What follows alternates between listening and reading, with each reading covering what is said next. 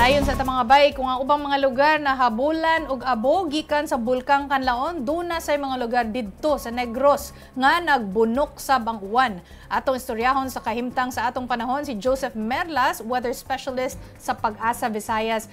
Good evening, Joseph. Unsa may hinungdan nganong nagsigi man ang pag-ulan sa may Negros Island? Doon ba'y posibilidad nga muulan na pod sa musunod nga mga oras o mga adlaw? Kaya ang ato man good Joseph, aning kaning lahar no o abo nga kung mabasa, mapurma man gud ning kuan lahar kaning abo ba kung mabasa?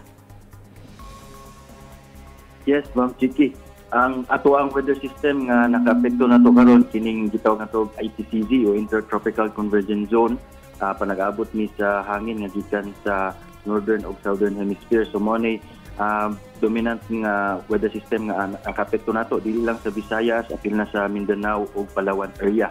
So diri sa Negros Island region ubang bahin usab sa Kabisayaan, taas nagpabiling taas atong tsansa kaning mga pagulan-ulan karong gabi na ug mga adlaw bisan pag wala tay LPA o bagyo nga nakaapekto nato kining tungod ay taas atong tsansa sa mga pagulan, especially ug mga adlaw na nakita nato base sa ato mga model nga posible na ay moderate to heavy no tug mga bunok na mga pagulan dakong bahin sa Kabisayaan, lakip na diha sa may Negros Island region o diri usab sa Central Visayas.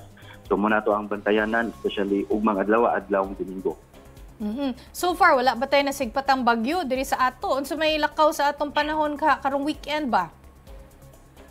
Yes, karong weekend wala tay bagyo o LPA nga gipaabot no na posible makapekto nato apan tungod aning ITCZ dili sa tanit madagkuman ato ang kalangitan nga masinati og taas atong tsansa sa mga pagulan mong karong weekend adlaw labi na ug mga adlawng Domingo. So di nga to kalimtan magdala tag payong panangga aning mga pagulan-ulan ug magbantay ta sa atong gi-issue nato na mga thunderstorm advisories kung mas mo padayon ni mga kusog o mga bunok na mga pagulan posible ta mag-isa og mga heavy rainfall warnings mga adlaw.